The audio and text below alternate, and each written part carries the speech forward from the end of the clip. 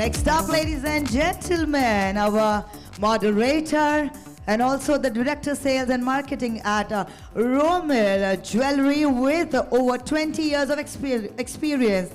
She brings strong leadership and industry insight. She also hosts Behind the Bling, a popular jewelry podcast. Ladies and gentlemen, presenting Lunika Desai. Next up, coming in from a family of goldsmiths, he combines technical expertise with global experience, bringing both tradition and modern thinking to the business. Give it up, everybody, for Managing Director at Zen Diamonds India, Neil Sonawala.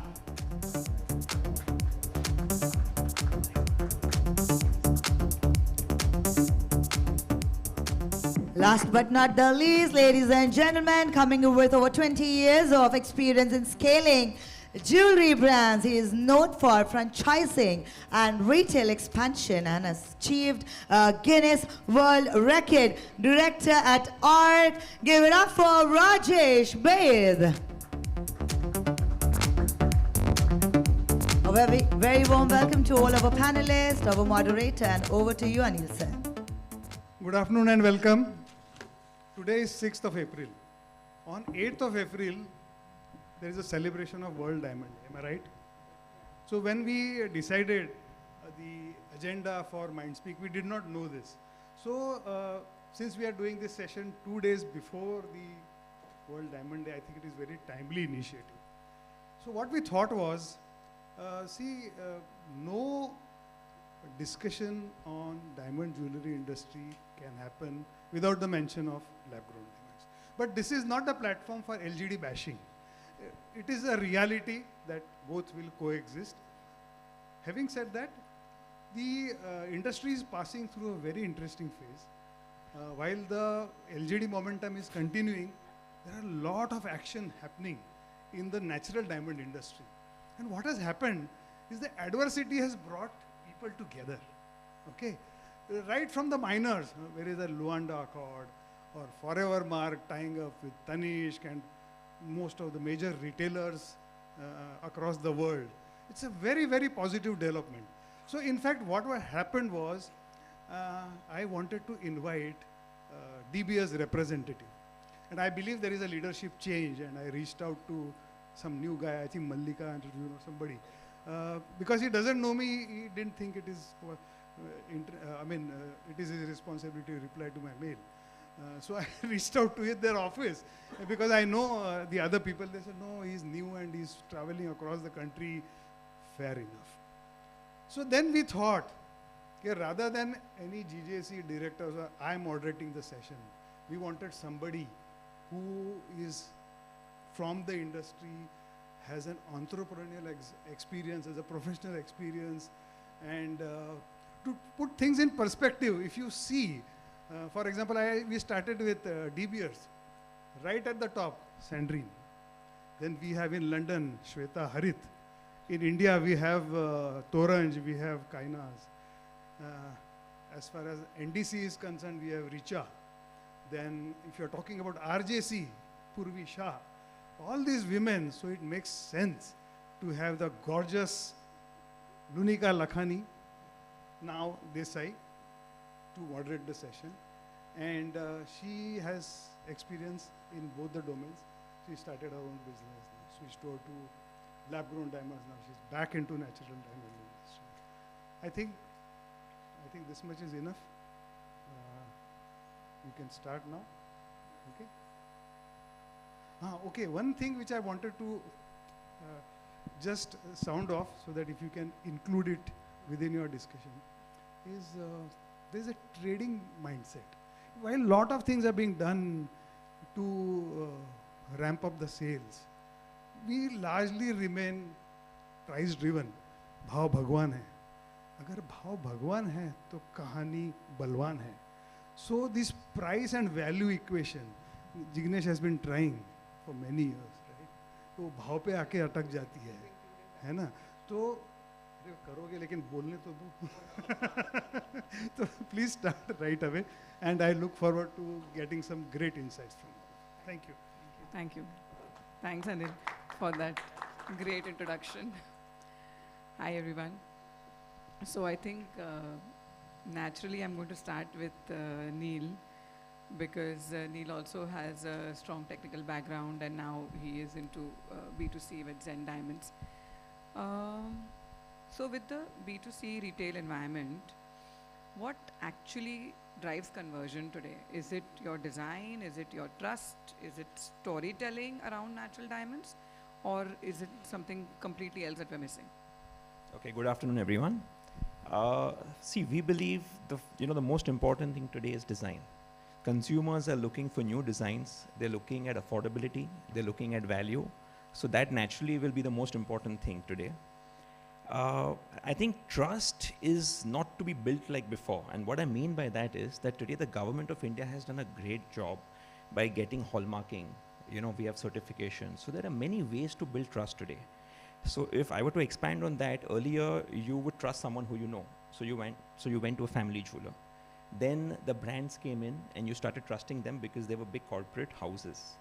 Today, you don't need only that. There is one more option which is self-trust, which is through the government's initiative of hallmarking and certification. So I would say consumers today largely looking at, I would say modern designs from our perspective. Hence, for a global brand like ours with a presence in 22 countries and 450 stores worldwide, it was a natural, opportunity for us to come into India and build the distribution. Right. And you also have a global brand ambassador. You have Jennifer Lopez as your ambassador. So how does that change anything for you in India? Because for India, still a large population in India doesn't know maybe who Jennifer Lopez is, especially in the 2-tier, 3-tier cities. So how does that work? Like, how does that work for you? Right. So basically, Jennifer Lopez is a global icon, right? She embodies confidence, individuality. She has a strong influence across, cinema, music, acting. So she has she has a versatile personality. She's successful. And today, when people are buying diamonds, even if it's everyday wear or if it's for self-achievement, they want to celebrate their success. Hence, Jennifer Lopez was the right choice for us. We were very lucky that she accepted a proposal. And in fact, even I don't know that. I think it's priceless. And it's not that we approached her. She was on a tour in West Asia. And she happened to meet our promoters, our partners, Mr. Emil Gonzalez. And she loved the brand. And that short meeting converted her into a brand ambassador in a very short period of time. So, to add to your question as to in India, people don't know Jennifer Lopez. Recently, there was a wedding in Udaipur in November. And you would have seen that she was all over the media and she got a phenomenal response even from, from everyone in India. So she's definitely very well known. And today in India, diamonds are bought by probably 3% or 5% of the population and they all know her. So as that grows, we will see what to do with a local presence, means a local brand ambassador. But at this point of time, we feel she is the right choice for the brand overall. Right. Now, when the question comes about how the diamond footprint is growing in India, obviously Divine Solitaires has played a huge role in that. And Jignesh, you have been introduced diamonds and with a very bold shift of one nation, one price, and the public availability of price, which I think is something that the industry hasn't traditionally embraced or accepted. So what do you see as you have been an entrepreneur in solitaire diamonds mainly? Has the way the consumers see diamond has changed from jewelry to asset class, or is it still largely jewelry? Hi. So, so my understanding of jewelry consumption generally is that if any consumer is buying a piece of jewelry, whatever it could be made of, right? I think there are three important aspects to that. The first is, of course, design. Neil was just mentioned, and I think that's very important. So it's the look and how the design is. The second is emotions. So it's something that is not just design, right? You gift it to something, it's father, daughter, or husband, wife, or whatever. That's an emotional gift. And the third aspect is the store of value. I guess Indian consumers are, they're tuned to the thinking of jewelry is equal to some kind of an asset. And that's coming from generations. And this jewelry is not something that's new, right? It's from royal families till now and all that. So, and especially gold dominating, it's a store of value and asset class and all of that. So these three things basically finally is the decision making point for any consumer. And I guess what material you use is according to your positioning. So you may look at design as the highest priority, and then you can, emotions and value, store of value can be secondary, or else, you can have store of value or you can have emotion. So for us, what has worked is that I guess when we did some research on the consumer level, we found that there was a huge lacuna, there was missing on the trust part of the asset value of the diamond, and that's what we brought in by bringing in a lot of transparency, and we basically almost made diamond pricing as closest as possible to gold pricing by bringing in an open pricing system, by bringing in an index which is published in the newspapers across India, and that's, by the way, the only diamond index in the country that is published. So these things build so much confidence in the minds of the consumer for diamond to be an asset. And we consistently keep telling our consumers that don't consider diamond to be an investment. You are not buying diamonds to make profits. You are buying diamonds for your emotional value and your design value, plus it's a definitely reliable asset. And this is something we have been able to bring out. To give you some quick anecdotes, we have found that Indian consumers are okay when the prices go down, frankly, right? I mean, we have a myth that consumers are worried and all. But our clear, when we deal with consumers, they are okay. What they are not okay with is the opacity of the whole trade. They understand prices going up and down in assets. They don't understand the opacity, which is very important for us as trade to really deliver to the consumers. Right, but do you face a lot of backlash from the trade because of this? So honestly, we always had the consumer on the top of our mind. I guess trade aligns when the consumer is clear and ready, right? So our proposition has always been for the consumer and to the consumer. We have tried to make sure that the interests of our partners are also aligned into the whole thing, but our proposition is 100% only for the consumer. Okay, great, that's awesome. So that brings me to Devansh. So in today's landscape with lab-grown diamonds flooding the market, what does true value of a natural diamond mean to you? And how do you actually communicate that to your partners? First of all, thank you for inviting me to such a distinguished panel. Very humbled. I think the product of natural diamonds has been a very historically slow and long-term product. It's not something that you decide about or change your mind about every week or every year or 2 years. And as a product, it has some inherent qualities which have made it so successful. Statistically, if we look at it today, the global discovery of natural diamonds from the mines is about 100 million carats. And when we translate that into polished, it loses 50% of its weight approximately. So let's look at that as around 50 million polished carats that we have coming from discovery every year. And when we compare that 50 million with a population of 8,200 million that we have today, we only have enough natural diamonds for 0.6% of the population of the world to buy 1 carat each year. So this is a product that is meant for a certain number of people who want privileged access to something that only a few can get access to. It's a completely new perspective. And that is what they choose to express, not just through diamonds, but through everything else that you see about their lifestyle. Their choice of clothes, cars, houses, any other form of choice that they make, they want to express that they have privileged access to something that very few in the world have access to.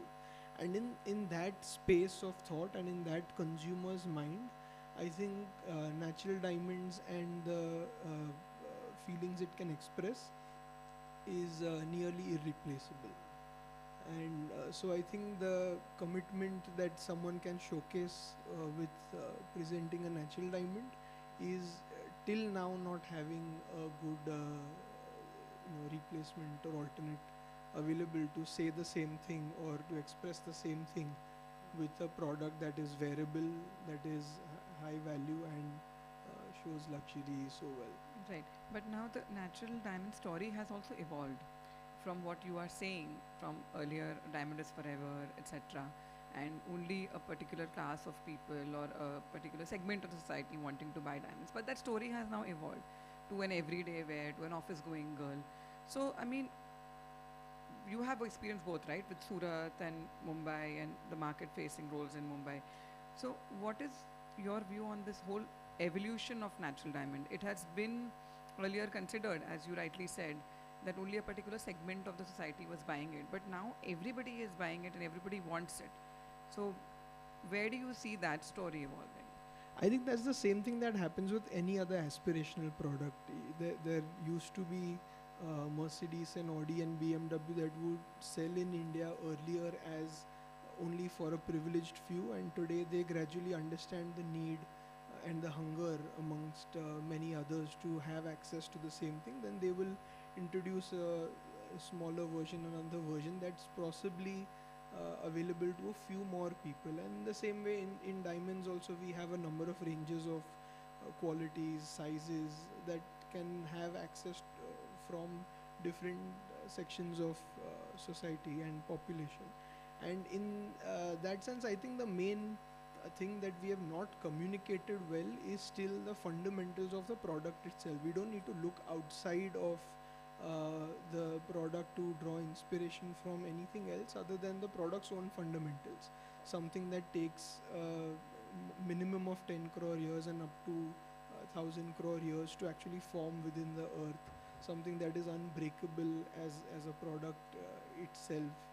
Such fundamental values inside the product itself have enough value for the consumer, and the role of any brand or any marketing team is just to connect the dots between what the product has and what the consumer wants.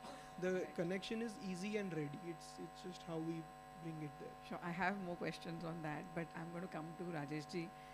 So, you have. So, from your perspective, you've franchised brands all across India, and franchising has mainly played a large role in transforming the way the natural diamond story is told, and sold and perceived across even smaller cities, larger cities. So, from your perspective, what is the biggest shift that is needed in retail today to make natural diamonds more relevant to the consumer? First of all, thank you for having me here. It's a great pleasure to be with all of you. There are two things which I would like to just briefly touch upon before I come to the actual answer. We just go back to 2008. That is the time when people were trying to see whether diamond can be sold as a mainstream product along with gold side. So the balance sheets used to have 99.5% gold and not diamond at all, or if at all there was a diamond, so there was a percentage of it. There's a man sitting here who knows the story of how he has retailed the diamond band along with some big brands which came to India.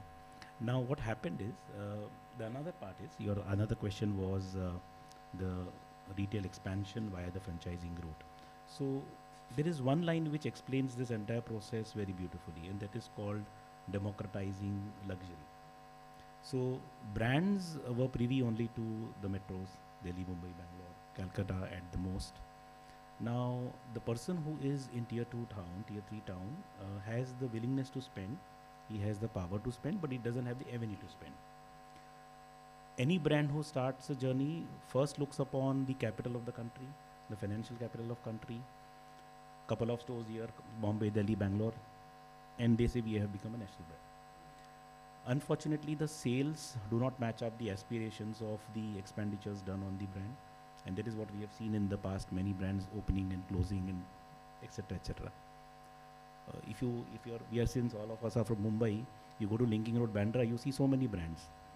but the rentals and all are so huge that they probably don't do break even.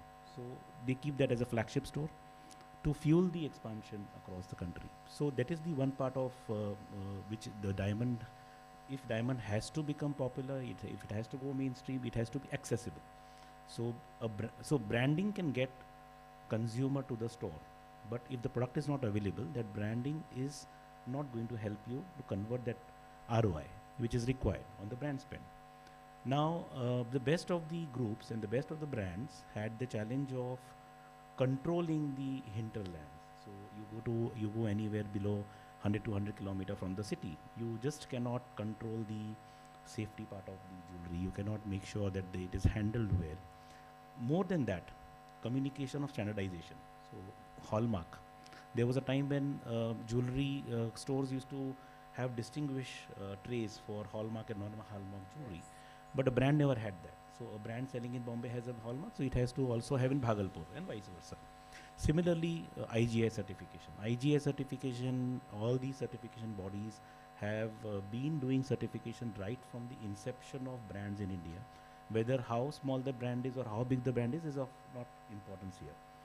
The third most important point is a franchisee is your local partner in execution. So therefore, if I weave the entire story, what you're doing is from a family trust, you're transforming to a structured trust, which is more in a professional manner. I hope I have answered your question. So, with organized retail, I always have this mindset that when you do organized retail, most jewelry brands give you a price breakup. Diamond itna hai, gold itna hai, labor itna hai. Most people who are into organized retail are selling as MRP. What is your take on that? How does a consumer not be okay with not knowing the breakup of the diamond jewelry product? So again, we have evolved a lot. There was a time when we used to sell gold jewelry by saying this is the gold component and this is the making charges. Then came a time when third component was added, labor charges. Then with influx of South India jewelers coming to the mainstream national brands, they introduced a word called wastage. So what is a wastage? I mean, why should you have that in a luxury brand? So consumers got attuned to that kind of a mindset. So if a lady is buying a 10,000 sari, she will not ask for a breakup. But if she's buying a 2,000, 5,000 worth no spin, she's going to ask for a breakup. Also, she will be worried whether it is going to be taken back. So how do you address that component? So that is where the pricing transparency. So when you say your transparency, what is the hitch in saying that? So initially, brands did start giving MRP. Then they realized that India is before its time to accept an MRP product. And even if MRP product is sold, it was not selling beyond 15,000. So if the ticket price has to increase, the breakup has to fall in place. And that is where the concept of MRP came in, which was breaking up further. Now, moment you break it up, it's no longer an MRP. So we introduced a concept called SRP, suggested retail price. So then we give the breakup saying this is the diamond and it fluctuates, and therefore we have sent this is the rate, and the gold of rate is every day changing. So your component is intact, and that is how we address this issue of. But so you do suggest that breakups have to be given and should be given in a diamond jewelry product. Okay, so fast forward 2026. Now, whether it's the smallest town, we opened a diamond store in Ayodhya, and this store was opened just before the concentration of Ram Mandir ceremony, and I think that is one of the best performing stores in India, ROI wise. And what we have observed from there, around less than 40,000, anything which sells on MRP, people are quite comfortable. The moment that 40,000 barrier crosses, they want to know how much is the gold component, how much is the diamond component. I have just given Ayodhya as an example. Right. The similar example is true for any tier 3 town or any tier 2 town in India. Right. So basically it's price sensitive. As long as you sell a sub 50, sub 40,000 product, MRP works. I think the same experience you have, Jignesh, that in natural diamonds, does that work? So honestly, I have a different take on this. So I think this entire idea of breakup of pricing, right, is as close as you go towards commoditizing your product, you need these breakups, right? Because practically you are not really differentiating, and it is like, similar. So the only real point that you have to say to your customers is that, what are my pricing, and if it is pricing, then this is the breakups. What I believe is that when you create a differentiation, right, which is really exciting for the consumer, and once that differentiation gets well accepted in the consumers, you move away from those breakup philosophy. So it's the positioning that you have, right, is more important. So I guess Right. So, Neil, this again brings me to you. What do you think, since you are into hardcore retail here, are we overcomplicating the diamond story? Do you think that a more simplified version of the diamond story is needed today? Yes, absolutely. First, I just want to speak briefly about the earlier point of price breakup. So to be very honest, we started in India in August 2024, and we don't give price breakup at all. Exactly, I was just coming to you for that as well. So my entire team told me that we are next to the biggest brands of the country and we are not giving price breakup. How is it going to happen? We said, you don't need to worry too much. If that is the case, we will not open the second store. It's as simple as that. And what actually the way it played out was that nobody asked for it. Leave aside 2%, nobody asked for it. Even today, nobody asked for it. Now, people may find this very surprising, but this is a fact. Why don't they ask for it? And how are we able to survive? And this is plus 40K products as well? This is up to 10 lakhs. Wow. Yesterday, we sold something worth 23 lakhs in Bangalore, and we MRP. didn't give the price breakup. So just for you all to get some... See, what has happened is that, a lot of new brands have come, and they are following the earlier guys. Family jewelers gave it, because maybe that was needed at that time. Brands came, they continued to do it. And consumers have evolved, and the retail landscape is evolving very, very fast in India. So what people are looking for is, as I said earlier, is design, as you said, emotion, yes. And they're looking at value. And if this is backed by strong exchange and buyback policies of a brand, of the organized sector, the question of giving price breakup doesn't arise. By giving price breakup, it doesn't mean that I'm being transparent. When people give price breakup, if you see most of the ads today in the newspaper, they're saying 50% off on labor. I visited, one of our competitors, and the first thing the salesperson asked me, sir, if you buy today, you get 50% off on labor. I said, please don't kill my experience. Let me enjoy. I've just come into the store. Talk to me. Let me enjoy and see if I want to buy or not, and then comes the pricing part. So I beg to differ on that, and this is how we are. Now it's been 18 months. We have 7 stores in the country, and it's a very Indian phenomenon. Like nowhere in the world does anybody give price breakup. It is not required because somebody is going to a brand for a particular reason, either design, trust, value, whatever they perceive. So they're naturally going for that, and they're not asking for that. Then why do you want to talk about it? Right. So building a brand primarily, I think most people who have the mindset that I want to build a brand here in India will stick to the MRP or not trying to be over transparent, but trying to build their belief in your brand and not just trying to sell a product by giving a discount. Yeah, you could say that. But the consumers, what are they looking for? They are looking for world-class designs, world-class craftsmanship. They are looking at experience. They want to have a good time in your store. And they want value. And as I saed, buyback and exchange. Emphasizes your point as well, Devansh, right? I just want to say About one thing. luxury. So 20 years back when we started building the brand Divine Solitaires, we stopped giving breakups. So that's 20 years back. Wow. And you stuck with that. yeah, we stuck to that, and it's working very well. So now, I'm still going to. Are you going to continue? No. It's fine. Okay. So I want to ask you, Jignesh, since Anil also mentioned about the whole lab-grown diamond narrative. You think lab-grown versus natural should be a defensive narrative or a differentiated narrative? Oh, obviously it is a differentiated narrative. There is nothing defensive about either of the products. So honestly, it's like, both products are ethical, right? There is nothing, I guess both are, legal. Whatever you can think about, it's there. I guess what is happening is, this is my understanding is, we guys try to put a lot of logic in everything that we do as business people. Yeah, whereas what I have found is that consumers per se is the most irrational class in the world, right? So when it's consumers, it's not as the logics as we guys define. So I guess we need to understand the consumers and position our products according to those consumers, according to the target consumers that we have. We have to realize that we are not going to be able to serve every single person on earth. We need our own set of consumers, our own set of target audience, and position our product, whether it's natural, whether it's lab grown, whether it's whatever in the world, right? But we need to position our product for our set of consumers. And that can work wonderfully well.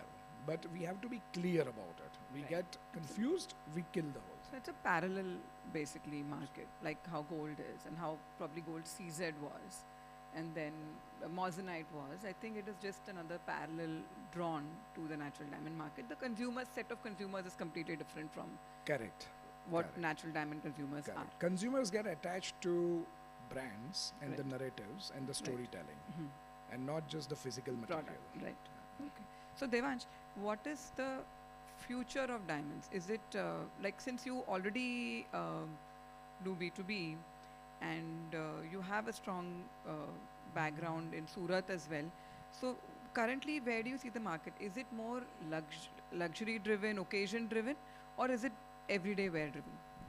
I think it's a very good mix of both. Earlier, we used to see a lot more of diamonds being purchased for very specific occasions only, and gradually we are definitely seeing more and more use cases of diamonds evolve for everyday uses as well. And I think in general also the luxury space is becoming more and more accessible to a larger set of the population, and similarly diamonds also are getting the advantage of becoming more trustable.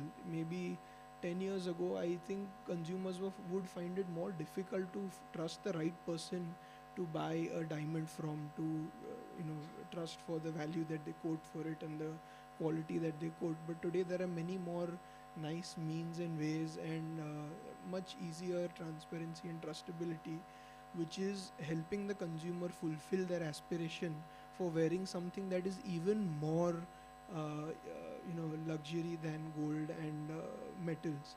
And when someone is wearing a diamond, they in many cases feel like they're wearing the ultimate symbol of luxury, ultimate symbol of love, and the way most people have known diamonds for centuries now. So Rajesh ji, who owns the responsibility of educating the consumer? Is it the retailer, is it the brand, or is it the diamond industry? So when you walk into a store of a brand, you're just walking into the brand. Okay, now there is one important element that brand addresses. It removes the confusion. So the suggestive selling becomes easier for the person who is on the physical front. Now, the experience is same whether you're in Bombay, whether you're in a tier 2 town, whether you're in 3 town. The communications are standardized. You just feel like you can just enter and browse it, which was not something which was acceptable in the jewelry industry earlier. But brands have made it very transparent and very open for people to just come and touch the product as if they're just going and doing it with an iPhone or any other phone. And then comes the communication later on. So that kind of openness is something which is now possible with the standardization of SOPs. You have certifications which are talking very loud and clear about the endorsement of the quality and content of the product. The price again is something which is a subject which appears when you are closing the deal. So this is these are the elements which get into the educating the customer that why he or she is buying the product. Then comes the second part, which is the story. So what's your story? The story has already played when the consumer is walked into a brand. That is a part one of it. The story which you communicate through your salesperson, or the touch points, what we call them, is in the experience part of it. And that is something which is culminating into the sales. That's So how the I put it. responsibility lies with the brand, the retail Of course, the partner. brand takes ownership of everything. What about the industry? You think industry needs to take some measures in I think creating a more stronger narrative on the natural diamond story? one thing is very clear. We evolving very fast. There was 10 years back there were very few brands in the country, and in today's time, with 2008 jewelry franchising does not, I mean, what is jewelry franchising? Because it's a jeweler's business, so people were not willing to share the secrets of business and us and so on. So there are so many taboos around it, and now you think everything, I mean, anybody is in a high ticket price who wants to invest and take ownership and do some business, a franchisee, there's a plethora of options available there in both natural, lab grown, etc., etc. What we have observed is a very interesting point when you mention the industry. I think there is more brands which has a lot of space in that market. For example, there are a lot of markets which are opening up. India is a growing country, and you see there are so many states which are still not there at the threshold where the western parts of the country is. So a peculiar situation which we face in certain markets is there are no brands available, because once a brand is open an outlet there is a space for another, but that same brand cannot open another branch in that. So industry has a long way yet contributing to the expansion, because our $1 trillion economy dreams which we talk about every day and the 2047 vision is there, what you see today is going to be 5 lakhs, and there aren't many brands. Neil, what is your take on that? Because jewelry is considered a legacy business since generations, right? What is the conscious shift that your brand has made to make that whole legacy business into a more contemporary, a more younger audience led story? So first of all, it's the category that we are focusing on. We as a brand are focusing on everyday wear, evening wear, gifting. We really want to give these 3 categories a major push. Historically, what we've seen in India as bridal has been the biggest category, but for us, we have come here with a clear target to focus on these. Also today, India has opened up, as Rajesh said, and the economy is growing. We are already a $4 trillion economy, probably number 4 in the world today in terms of size GDP, and soon we'll be at number 3, and the economy will, be 7, 8, 10 trillion very, very soon. So what will happen is that the retail landscape will evolve. Customers will have more disposable income. Discretionary spending will go up. Impulse purchases will go up. Now, jewelry is, something which holds value. Again, why I'm saying value is, and this has no relation to the raw material part of it. So, for example, when we are selling jewelry, we are often talking about the diamond quality. We are often talking about recycled gold, but it is not what the consumer wants. The consumer wants the entire piece with value and something which is likable. So with all of this and India evolving big time, we've seen this with China, people are looking at fresh designs. People, can relate to international brands. They're very well traveled. So they want these kind of designs, and if it's available at a very affordable price in India, then they're very receptive to that. Right. So I'm going to come to you, Jignesh. What do you think works better today? Influencer marketing, content marketing, or the in-store experience? Still, what holds the highest value in the whole entire chain? To that, I think it's, it's very clear that consumers today need a 360 degree, right? So they see a lot of touch points. It's not just one. And when each of these touch points are convincing enough, that's when the consumers, they're spoiled by choices. So they will ensure that all these are making sense. And, that's how it works. So I don't think there is anything that is secondary now, and it's an omni-channel world. I have seen our consumers, while they are at the stores selecting the designs, one of them is already on our website on their phone, checking everything about us, knowing more about us than the salesman that is selling, and everything, including the price and including our company and everything.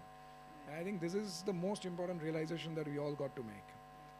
Just want to have one quick question on your past, that what's the owners of the industry, and so I think education is, there's nothing like education in my opinion when it comes to consumers, unless it's financial or physical health and something beyond some, when it's a discretionary spending, I guess it's all about storytelling, and we get obsessed by education, but really it's all about storytelling. What is the story that we tell our consumers, and what are they really buying into?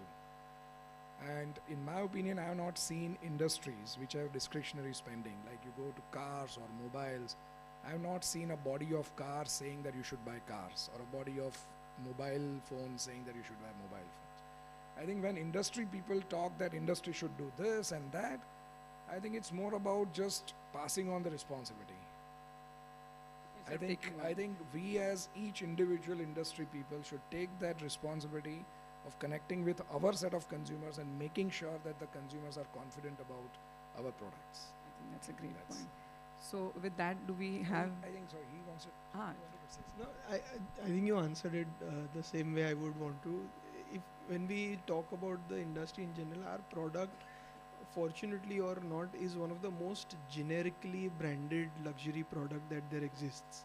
And because of that, every participant of the industry tends to feel that I don't have enough power or enough impact to make any change in the consumer's thought process of a generic product which I don't particularly feel ownership of. And I think that needs to evolve very quickly, because the retail end is the end that has the most wide access, reach, impact on consumers. And this is actually a very powerful product that we have in our hand, which we are probably underselling already for years now.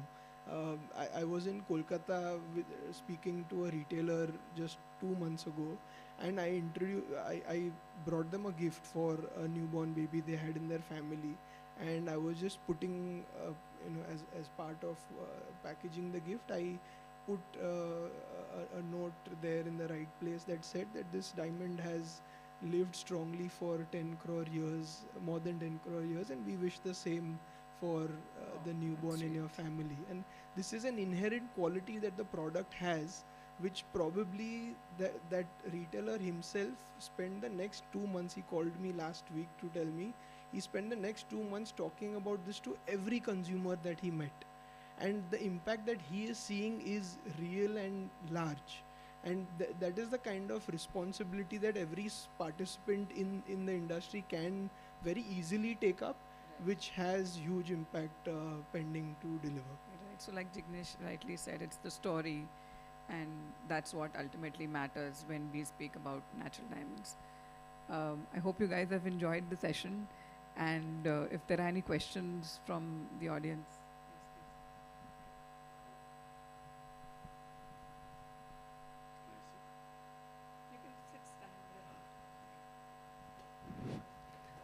Good afternoon, everyone.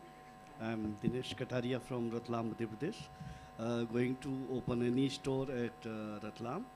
I have one question, and one thing I wish to know from Neil sir, that what is your buyback policy? Because since you don't give any bifurcation, so what is the procedure and what is the calculation of buying back the diamond jewelry? So that's a very interesting question. We give 100% exchange value, and based on the exchange value, which is as per the current market price. So just to give you an example in numbers, you bought something at 100, and after 5 years you came back and you want to exchange it, and the price from 100 became 130. Prices go up, so basically you will get an exchange at 130 as per the exchange value, and buyback is 80% of the exchange value. So at the appreciated value we are giving 80% buyback, and if you go for exchange, then it's it's the exchange value. How customer can come to know that this 100 rupees has become 130 now? No, nobody or 100 knows. rupees become 90 rupees. Nobody now? knows. It's so as I said, it's the market price, no? So you need to see how it plays out. It could be even 80 rupees, or it could be 150 rupees also. So this is as per the market. That nobody has any influence on that. But what we are saying is that whatever the price as on that day is, and historically we've always seen the prices of gold going up, the prices of diamond being somewhere stable. It will go through the ups and downs. But also one very important thing is that a retail, it is our pricing. It is the pricing of a retail brand, which may not have a direct connection with the market. So Jignesh, you may have some take on this, right? Yes, because I you will have surely giving have, yeah. standardized pricing to people since years. And it's a good question Dinesh was just asked. So Dinesh, actually I will tell you one thing. None of the people sitting in this room or even in the diamond bourse or in the mining area anywhere has really the capacity to make diamond prices. We don't make diamond prices. It's impossible. Diamond pricing is far beyond our control and reach, right? Where it's a fundamental demand and supply thing, the economics that we have always learned. So it's consumer demand and the supply that we get from the mines and all that basically finally gives the price. The only thing that we can all do as industry people is bring transparency to the trade.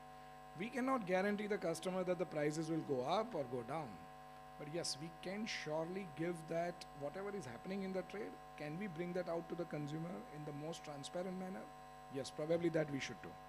Like for example, to answer your question, even though we don't give breakups, but we do give very clear, we have an application, we have a website which gives the prices of diamonds and the final value of the product today, not even after you buy. 3 days later, 3 years later, 30 years later, whenever, once you buy, before you buy, during the time you are enjoying the product, and when at the time of buying it back, you don't need to ask anybody. On your fingertips, you know the current value of the product for exchange or for buyback, and that's based on today. If you want to buy another product, it's the same. You want to sell back your original product, it's also the same basis. And that's how you bring transparency. I mean, we are doing our bit of things. Everybody has to find their ways. Yeah. તો જિગ્નેશભાઈ આ તો સારામાં સારી વસ્તુ છે અને મોટામાં મોટી વાત એ છે કે it's solely depend upon the trust, and it's open everything because it is given on the website, so everything is open all the time. I think one other easy way to look at this is also when that consumer went into the Zen store and they trusted the brand for their first time of purchase of 10 lakh rupees without needing a breakup, then that is enough trust that the consumer has that they will come back to them and trust them for the revaluation as well. Absolutely. Very, very true. It's a transparency and brand value. It's like I had been to a Tanishq store once, and I generally went as a consumer, and they were trying to sell me a solitaire diamond. What they claimed was that every month as Titan, if I have bought a solitaire from them, they will send me a price list and tell me whether my stone has appreciated or depreciated. And if it's appreciated enough, they'll also coax me to sell it.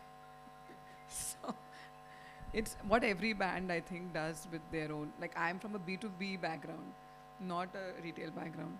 But this is what I've seen across brands and consumer behavior, that it's how you trust the brand. People will trust Tata, people will trust a Zen Diamond to go and buy something. They will, I think, trust them to give them a fair price when they're getting it back. So I just want to add one thing to your point, that when a person is buying something of X value, for example, as you mentioned, 10 lakhs, and he's coming back, so he is getting the same price for that piece. Just imagine if there is one design, which lasts for 10 years. You bought it in year 1, and you came back to return that in year 9. And that piece is still on the shelf. If you get that same value, the appreciated value, or whatever value, even if not appreciated, the market value. But historically, it's also very true that, prices go up. So there will be some amount of appreciation, no matter what we say. So when you're getting that same price, you are feeling confident. And then you can exchange and buy whatever else you want. Yeah, and Just one counter question, that how much is the growth of diamond? As he said, no one can say that because the market is going to define that. The gold price is, I don't know what it will be 10 years from now. But historically, it has gone up. Every year it's gone up by 8 to 10%, for example. Average, if you look at the historic data. any other questions? Thank you.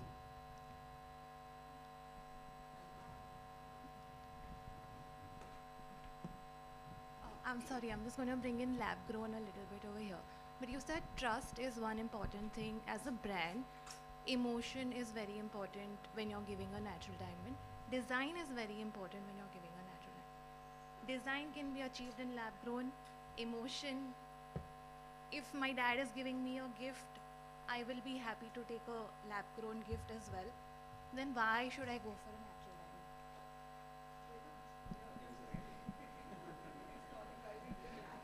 So And sorry, one more thing. And also you said that diamond is not really an investment. You don't know whether the prices are going to fall, rise, whatever. So there is no certainty of, if I buy today or like, why should I just buy natural diamond? So I think when you compare it with many other investments as well as luxury products, this is something that comes in the middle of both.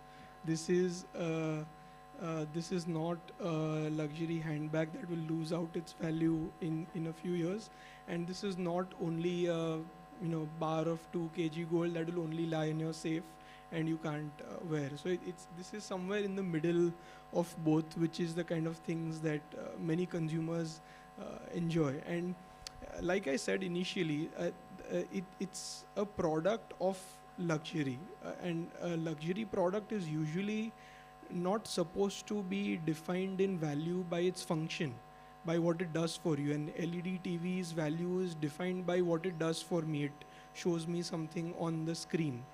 But any luxury product usually is valued by how I perceive its value in my mind, not because of how it performs for me. So if I am wearing something that is rare, that is special, that is feeling like a celebration, when someone is willing to spend 50 lakh rupees to buy me a diamond, that product is not the value. The value is being communicated by the person who is trying to make that effort and that giving away their part of wealth to store it in a piece that will be on the person receiving the gift, their hand. So the communication of value is in that mind of both the people giving the gift, receiving the gift, or even a self-celebration. I've crossed my 10 years in work and I've received a huge promotion. I want to remember this as a memory. The best way to remember it is to give a piece of yourself of today and to keep it in its state for the next 20 years. Why do we value good images? For example, you remember 20 years ago you took a nice image with your parents or siblings. When you look at it today, again, the value is in your memory of that image and the effort that you put in on that day and how you behaved that day or looked that day. So the communication of value in luxury is very different from the function of the product and what it can be replaced by. Why would someone buy a S-Class versus C-Class when both can drive them from place A to place B? The communication of value is not in the function of the car driving from my home to my work. The value of the luxury product is in the perceived value in my brain. And that is something that not just for natural diamonds, for all luxury products, Exactly. it stands in the same way. And there's no comparison or competition between the two. They are both very different for their own spaces. Like we also previously spoke, it's not defensive, it's just differentiated. You may actually be, and like Jignesh rightly said, that the consumers are different. A person who wants to buy a natural will end up buying a natural diamond. A person who wants to buy a lab grown will buy a lab grown. There is no comparison there. Could be apples to apples product wise, but I think in your emotional value, in the narrative that you build, it's the same. It's just a parallel narrative. So you could be happy with your dad buying you a lab grown, and you will also be happy with your dad buying you a natural. It's just like maybe my dad would buy me a lab grown diamond and somebody else's dad may buy them a natural. The narrative still remains the same. I think the consumers are changing. Yeah. So can I counter ask you, right? Would your experience change if the gifting was like a more rare gifting? So the rarer the gifting experience has a lot to do with the rarity point as well, right? I mean, your father gifting to you something which is easily accessible and to everybody and can be gifted to others as well very easily, like he is gifting to you, versus he is gifting something which is more difficult to be gifted. Does that change? It's your lookout. It's not something that I'm asking you to reply, but the thing is, that's what people, that's the experience that people go through. And that depends what you want to gift and what you don't want to gift, I mean, No, so Sure. My question is to Neil or Devash. One thing is I fully get Devash's point. What's that value of luxury? But from few retailers across India, now I've also got a slightly other thing.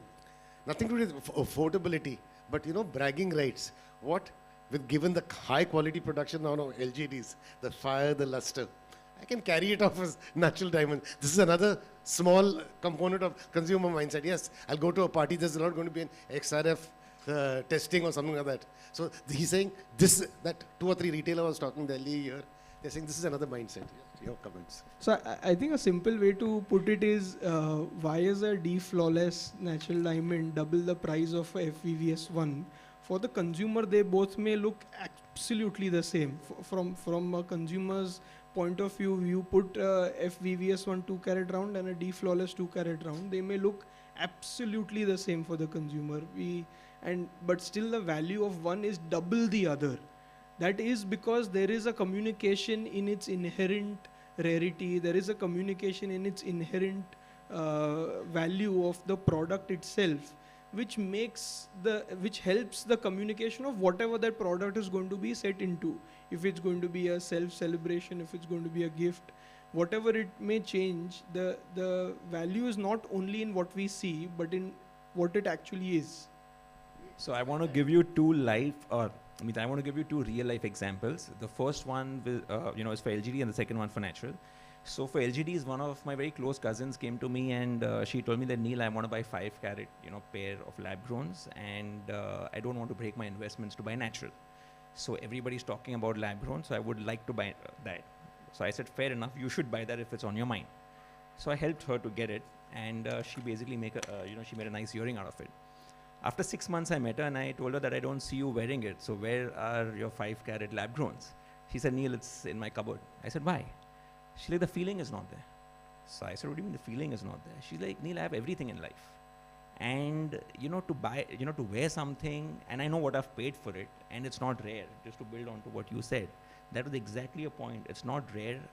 Anyone can go and buy this. But I have 2-carat natural, I have 3-carat naturals, which my husband gave me for an important milestone occasion of my life. And that's what I'm going to remember. And if I, wear these and go out, and if somebody's going to ask me, nice ones, where did you get it from? I'm not going to lie to them. So I don't want to bring this conversation up, because the others that I have may be perceived also as lab-grown. That's the lab-grown example. Now coming to the natural diamond example, I had a Singaporean retailer with 15 stores in Singapore, very old company, 60 years old. And the daughter of, say a partner, she was getting married. And so her budget was to buy a 1-carat ring, which her fiance was going to gift her from her own brand. But she didn't do that. You know what she got? She got a 44-cent diamond from Tiffany, a diamond ring from Tiffany. They call it the blue box. So I said, why wouldn't you buy a 1-carat from your own brand and pay more and get a smaller stone from Tiffany? That's the perceived value of a brand.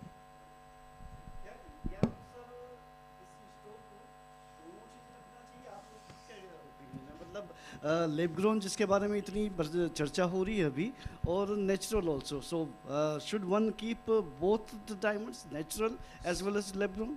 So for the benefit of larger audience, I am going to share 3 real data. Okay. One, as Anilji pointed out in the beginning conversation, let us not make it a bashing platform for the two, which always happens. For example, the certification bodies, they are very happy because they certify both. So that's always going to be there.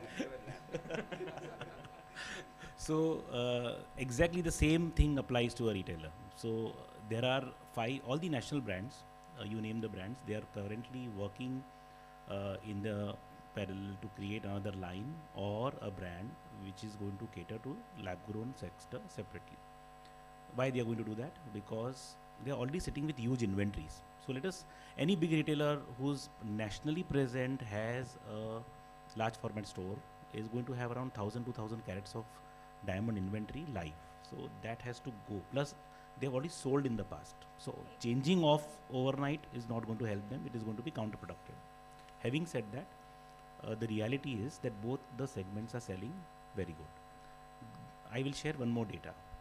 Two states, Maharashtra and North India. Let us take Central India, Northern India. Northern India, the engagement ring has to be a natural diamond. Generally, people do that. The reason for doing that, because that is their first ceremony of the family before the wedding, and they want to open up a box of a brand and show that they have bought it as a precious thing. So that is one culture which is imbibed. Maharashtra, the same thing has got transformed in Central India in Mangalsutra. So if it's a Mangalsutra, they want to make sure it is a natural diamond. If it is small, it doesn't matter to them. This is the real data. The third real data, which is going to be putting smiles on you guys' face also. Let me give you a live example of a place in Delhi NCR, a place called Noida. So Noida, there's a road called Sector 18. Sector 18, there are 25 natural diamond retailers and there are 15 lab-grown diamond retailers. Lab-grown diamond retailers have just opened store in last 2 years. These 25, 12 are national brands. The remaining are local brands, the local jewelers. All put together, the average bill size is higher for natural diamond, and they sell much more than the lab-grown ones. But the lab-grown ones are taking away the center segment, which was not addressed, or they found that they could do better with the other thing. So this is the real data of the ground, and going straight to your point, a local jeweler has already started earlier, 1.5 years back, they used to keep it in the drawer. So quietly they used to say कि then फिर वो question आता था कि buyback होगा क्या, बोले हम बैठे हैं ना, तो हम हैं ना, वो था. अब वो धीरे से निकलकर एक काउंटर बन गया है कि ये पूरा नेचुरल है, ये एक लैब में कुछ हमने ट्रायल के लिए रखा है और वो धीरे धीरे बढ़ता जा रहा है. सो as rightly said in the forum, that both will coexist, both are going to have its own story to play and unfold as the time proceeds.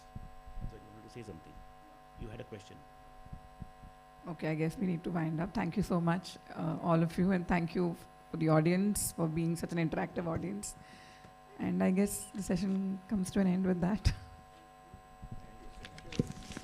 Round of applause. What a wonderful session, I must say. Let's have a group picture. And requesting Ashok sir to please join them on the stage. Ladies and gentlemen, here he comes, the real mastermind behind Mindspeak. Here we go. Requesting Anil sir as well to please take the stage, felicitate our moderator, our panelists.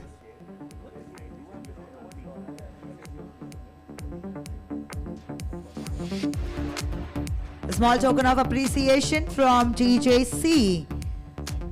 To all our panelists, our moderator, and what a wonderful session on the natural diamond narrative rooted in tradition, driven by transformation.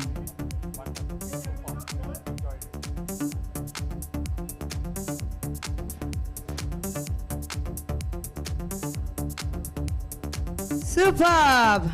The book Celebrities in the hands of the real celebrities of our industry. A round of applause, everybody. Zordar taaliya ho jaye. Come on. That was a fantastic session. Thank you so much once again for taking out your valuable time and sharing such important insights with all of us.